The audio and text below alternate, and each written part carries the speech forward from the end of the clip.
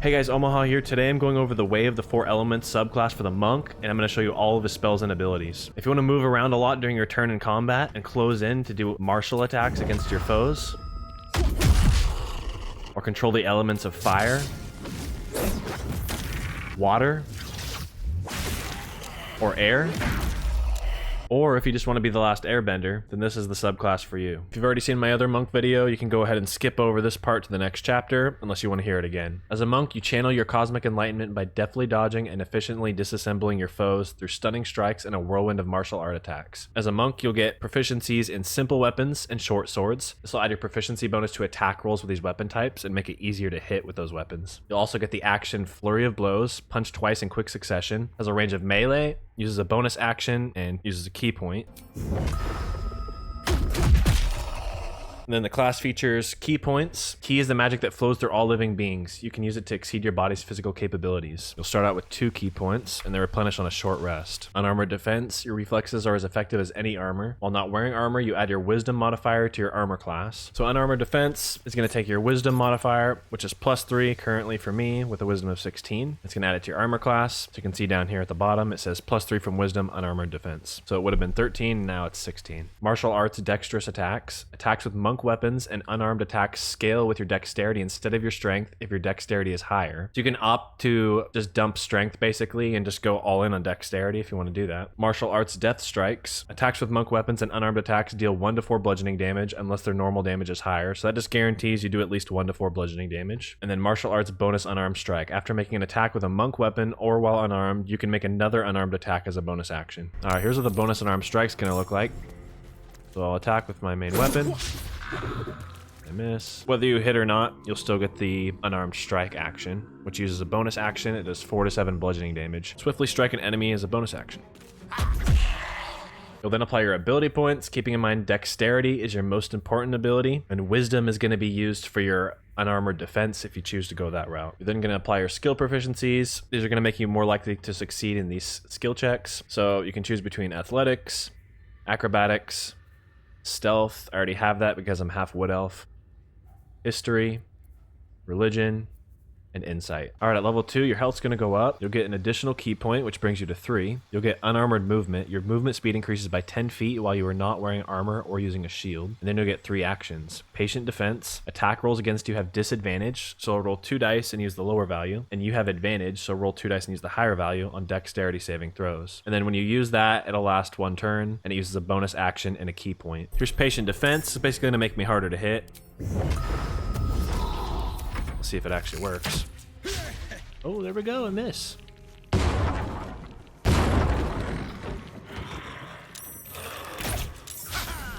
Critical miss, even better. Then you'll get Step of the Wind Dash, double your movement speed. Jump no longer requires a bonus action, so that'll last 1 turn. This itself will use a bonus action and 1 key point. All right, so that's my movement speed currently, 45 feet. I use Step of the Wind Dash. Now doubled, so I can go about 90, and then jumping will use 10 feet of movement speed instead of using a bonus action, so you can jump multiple times in 1 turn.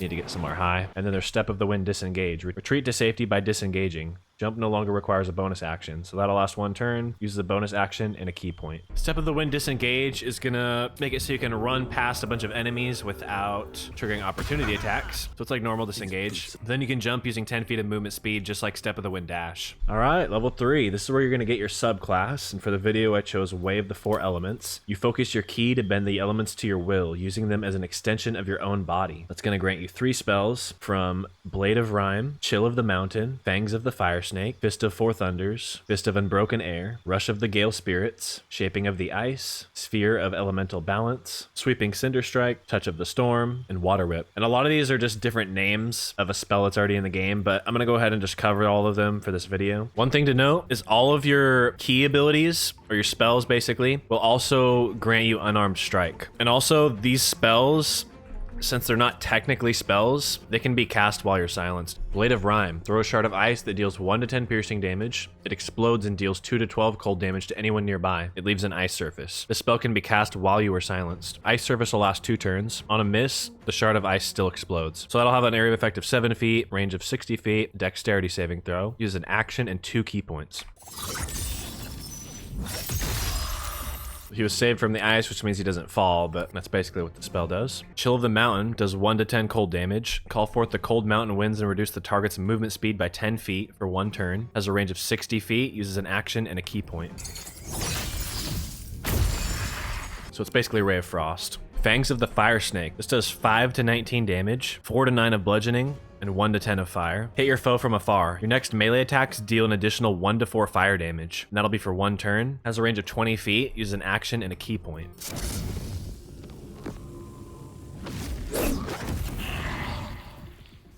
So now, my melee strikes, including Flurry of Blows, will have fire damage. Fist of Four Thunders does 2 to 16 thunder damage. Release a wave of thunderous force that pushes away all creatures and objects. On save, targets still take half damage. Area effect of 17 feet, Constitution saving throw. Use an action and 2 key points. This is basically Thunder Wave. Fist of Unbroken Air. This does 3 to 30 bludgeoning damage. Push the target back 20 feet and knock it prone. So prone, they won't be able to move or take actions, bonus actions, or reactions, and they have disadvantage on strength and dexterity saving throws. Attacks against a prone creature have advantage if they're made within 10 feet of the creature. The creature must spend half its movement speed to stand up. So that'll be for 1 turn. On save, he'll still take half damage, range of 30 feet, and it's a strength saving throw. Uses an action and 2 key points.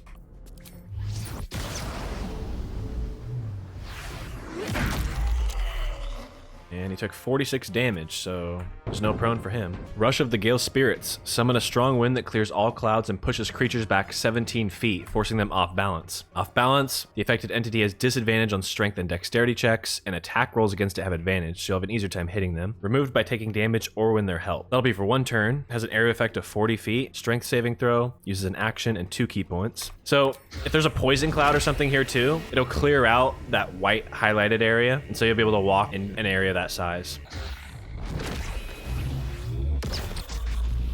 Now he's off balance for 1 turn. All right, Sphere of Elemental Balance will actually have 6 actions. It's basically Chromatic Orb, I think that's what it's called. So the first 5 leave a surface, Thunder being the only one that doesn't leave a surface, but it does more damage. So Thunder does 3 to 24 thunder damage, hurl a Sphere of Thunder's energy. All these spells actually have a range of 60 feet, and all the area of effects have a range of 7 feet. All these will use an action, and all of them will use 2 key points. Poison will do 2 to 16 poison damage, and it'll leave a poison surface for 2 turns. Hurl a poisonous energy that damages the target and creates a bubbling surface to poison creatures. So when they're poisoned, they'll suffer disadvantage on attack rolls and ability checks. These guys are immune to it. Lightning is going to do 2 to 16 lightning damage. Hurl lightning energy that damages the target and creates an electrified surface on impact for 2 turns.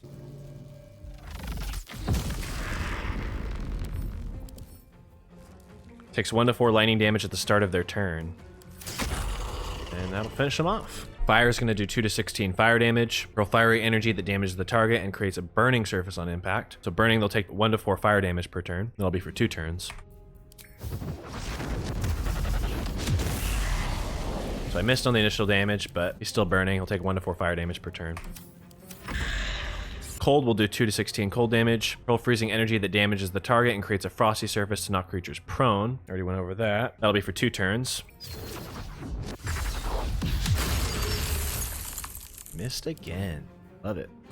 So difficult terrain, his movement speed will be halved, and he has a chance of slipping on the ice. And then we have Acid, which will do 2 to 16 acid damage. Roll caustic energy that damages the target and creates an acid surface on impact. That'll reduce their armor class by 2, which will make them easier to hit. And that'll be for 2 turns. So I missed on the damage again. The guy likes to miss a lot.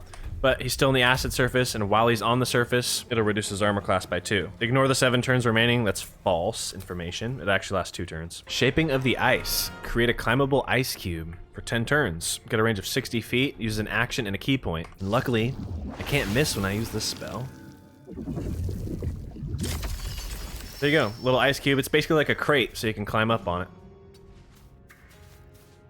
Sweeping Cinder Strike. It's basically Burning Hands. It'll do 3 to 18 fire damage. Expel fire from your outstretched hands and ignite anything flammable. On save, targets still take half damage. Area of effect of 17 feet. Dexterity saving throw. Use an action and 2 key points.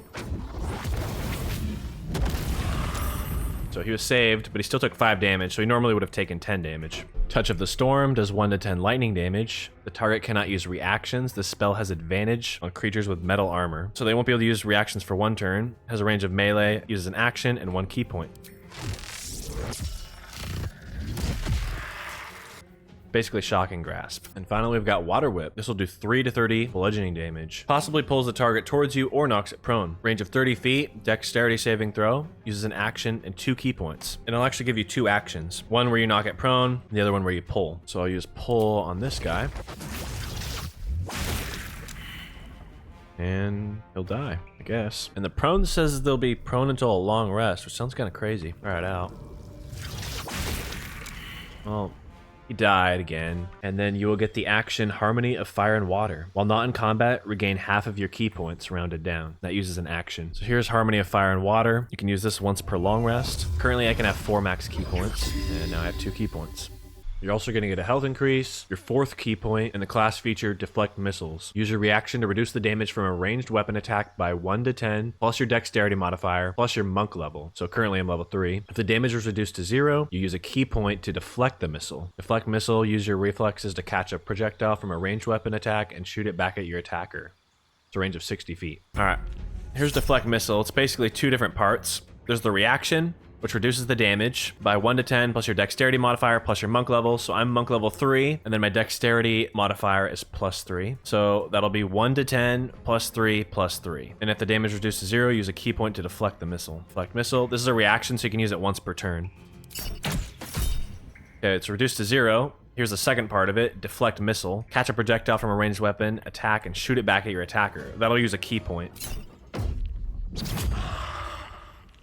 All right, when you hit level 4, your health's going to go up again. You're going to get your 5th key point, and the class feature Slow Fall. When you fall, you can use your reaction to gain resistance to falling damage. So you'll take half damage from falling damage. Then you'll have the option to replace a spell, since you're limited on how many you can have. And then you'll choose your first feat.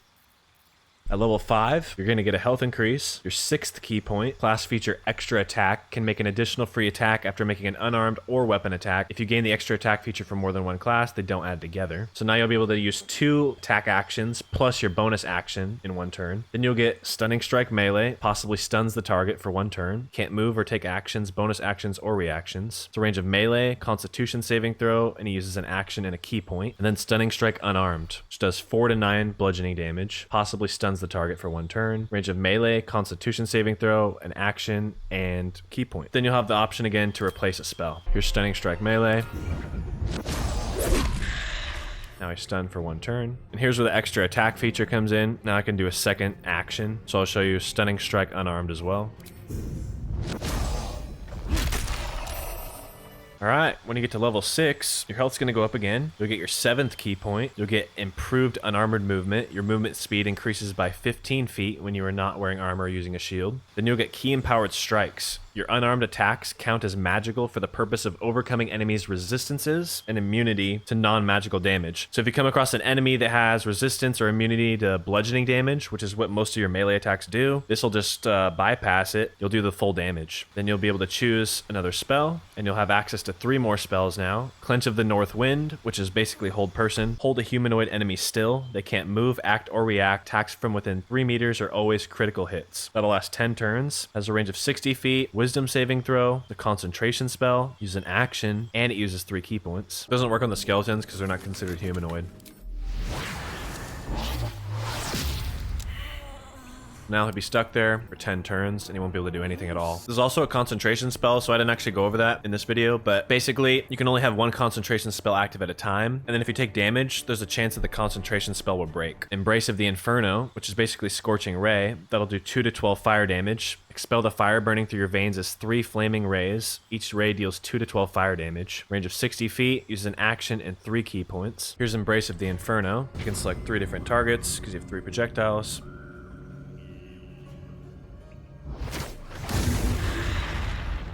Then there's Gong of the Summit, which does 3 to 24 thunder damage. It's basically Shatter. I think that's what it's called, Shatter. Damages all nearby creatures and objects. Creatures made of inorganic material, such as stone, have disadvantage on their saving throw, so it'll be easier to hit. On save, targets still take half damage. Range of 60 feet, Constitution saving throw. Use an action and 3 key points. And here's Gong of the Summit.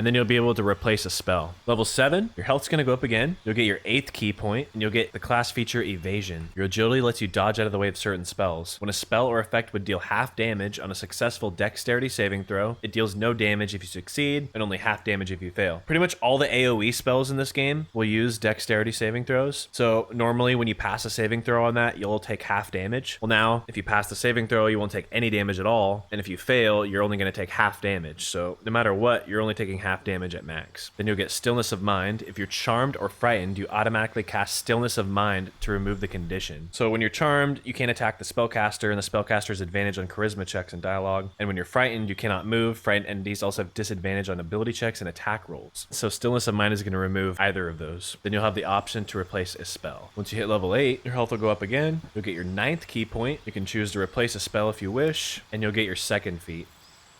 Alright, once you hit level 9, your health's going to go up again. You'll get your 10th key point, and you'll get the class feature Advanced Unarmored Movement. Difficult terrain doesn't slow you down, and you can jump an additional 20 feet while you're not wearing armor or using a shield. That's going to let you jump quite a bit higher, and now things like ice surfaces or like mud, they're not going to slow you down, so you can move through them normally. Then you'll get the subclass feature Improved Elemental Casting. Your affinity with Elemental Ki deepens. Several of your offensive 4 elements features deal an additional dice of damage. Your Clench of the North Wind can hold an additional creature, so now it can hold 2 creatures, and your Embrace of the Inferno fires an additional ray. So now that'll fire 4 rays instead of 3. You'll be able to choose another spell, and then you have the option to replace a spell. So Gong of the Summit will go up to 4 to 32 damage. Blade of Rime will stay the same. Chill of the Mountain will go to 2 to 20 damage. Fist of Four Thunders will go to 3 to 24 damage. Rush of the Gale Spirit stays the same. Shaping of the Ice obviously stays the same. Sweeping Cinder Strike goes to 4 to 24 damage. Touch of the Storm goes to 2 to 20 damage. Your unique spells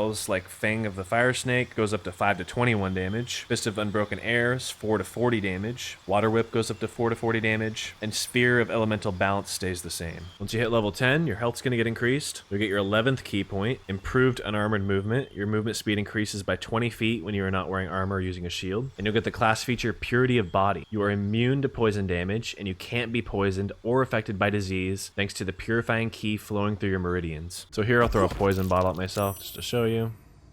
Immune to poison. Then you'll have the option to replace a spell. At level 11, you'll get a health increase, an additional key point bringing you up to 12. You'll get another spell, and you'll have 3 new ones to choose. Flames of the Phoenix, which does 8 to 48 fire damage. Shoot a bright flame from your fingers that explodes on contact, torching everything in the vicinity. On save, targets still take half damage. Has a range of 60 feet. It's a dexterity saving throw. Uses an action and 4 key points. And this is basically Fireball.